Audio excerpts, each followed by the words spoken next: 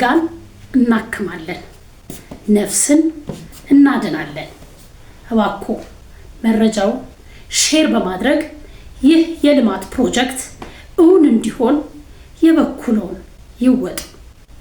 የእውቀት ምንጭ፣ የፈውስ መካን፣ የሰላምና የበረከት ስፍራ የሆነው መካነ ሕይወት ጮቢ በዓታ ለማርያም አንድነት ገዳም በዓለም በገዳማት ታሪክ ባለ ትልቅ ዶም ህንፃ ቤተክርስቲያን ያሰራ ገዳም ነው።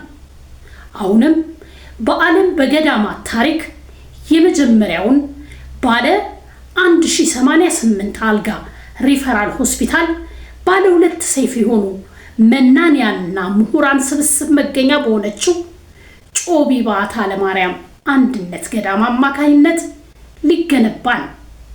የመጀመሪያ ምዕራፍ ስራዎችም ተጀምረዋል።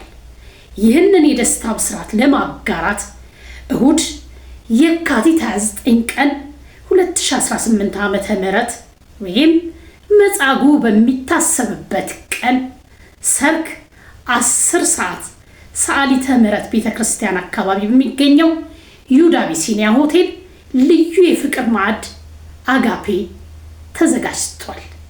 እርሶም የቀናኢ ቤተክርስቲያን የተዋህዶ ተስፋ የልማት የቁርጥ ቀን ልጅ መሆኑን በማመን በፍቅር ተጠርተዋል።